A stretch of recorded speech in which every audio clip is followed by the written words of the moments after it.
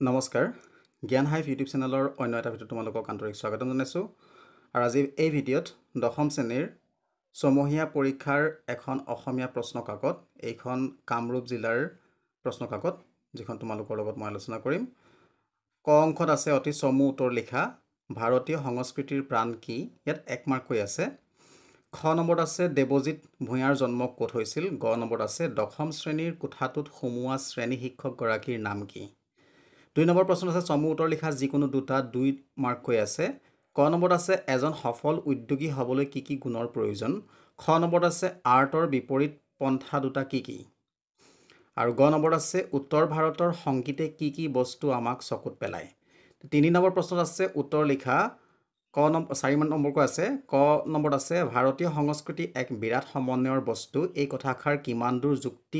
যুক্ত ভাৰতীয় সংস্কৃতি পাঠটো আধাৰত বিচাৰ কৰা নাইবা অৰুণিমা সিনহাৰ এভাৰেষ্ট অভিযানৰ বৰ্ণনা দিয়া 4 নম্বৰত আছে উত্তৰ লিখা যিকোনো দুটাৰ ভাইৰাছ কি ই কেনেদৰে কম্পিউটাৰ এটাৰ বিজুতি ঘটাব পাৰে 2 মাৰ্ক কৈ আছে আৰু খ নম্বৰত আছে শিক্ষক শিক্ষয়িত্ৰীসকলে অৰণ্য দৰ্শনৰ কাৰ্যসূচী কিয় বাতিল কৰিব খুজিছিল ইয়াৰ পিছৰ পৰিস্থিতি কি হ'ল বহলাই লিখা গ নম্বৰত আছে উদ্যোগী পুৰুষ সিংহৰ সমান এলেহুৱা কাপুৰুষৰ সমান কথাষাৰ বুজাই লিখা আৰু 5 নম্বৰত আছে অতি চমু উত্তৰ লিখা ৰঙা কৰবীৰ ফুল গ্ৰন্থখনৰ ৰচক কোন অভিযাত্ৰী শব্দৰ অৰ্থ লিখা জন কিটছ কোনটো কবিতাৰ বাবে সমালোচনাৰ পাত্ৰ হৈছিল হস্পিটালত থাকোঁতে অৰুণিমাৰ মনত কি সপোন তীব্ৰ ৰূপ লৈছিল আৰু 6 নম্বৰ আছে উত্তৰ লিখা ক নম্বৰ আছে মনে মনে থাকা ছাৰ বাইদেৱে শুনিলে দিব মাজা পালি কথাষাৰ কোনে কাক কিয় কৈছিল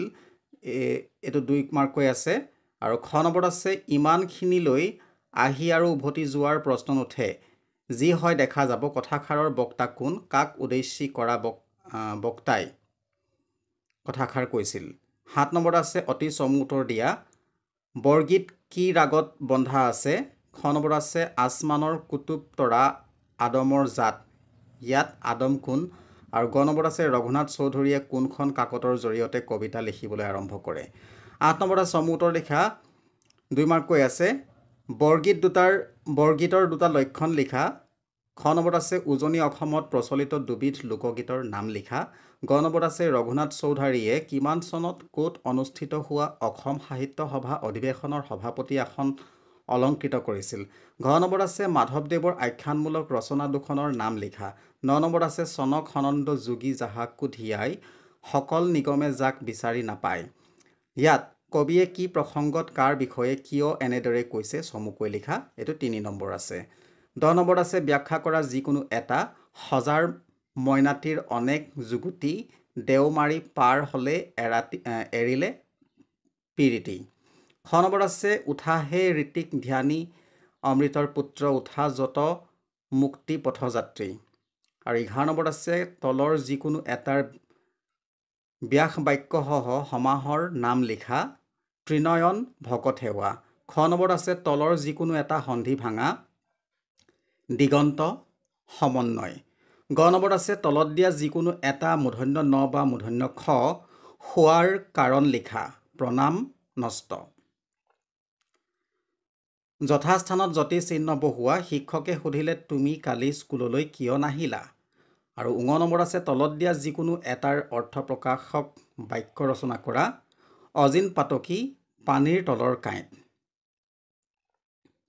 প্ৰথম ছত আছে বিপৰীত শব্দ লিখা যিকোনো এটা দেহদোহী অতিবৃষ্টি দ্বিতীয় ছত আছে এটা শব্দত প্ৰকাশ কৰা যিকোনো এটা চুহি খোৱা বস্তু ঘৰতে থাকি কৰিব পৰা উদ্যোগ বৰ্গীয়া যত আছে সমাৰ্থক শব্দ লিখা জননী কপাল তলত দিয়া যিকোনো এটাৰ প্ৰত্যয় ভাঙি দেখুওৱা নাচনী মৰমীয়াল 12 নম্বৰ আছে তলত দিয়া যিকোনো এটাৰ উত্তৰ দিয়া ভাৱ সম্প্ৰসাৰণ কৰা লাগি থাকিলে মাগি নাখায় খ নম্বৰ আছে তোমালোকৰ বিদ্যালয়ৰ ছাত্ৰ ছাত্ৰীৰ খেল ধেমালিৰ অধিক সা সুবিধা কৰি দিবলৈ বিদ্যালয়ৰ প্ৰধানলৈ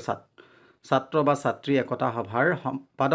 সম্পাদিকা হিচাপে তুমি এখন আবেদন লিখা গ নম্বৰত আছে তোমাৰ অঞ্চলৰ বাট পথ দলং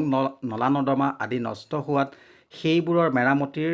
কাৰণে চৰকাৰৰ দৃষ্টি আকৰ্ষণ কৰি স্থানীয় বাতৰি কাকতলৈ এখন প্ৰতিবেদন লিখা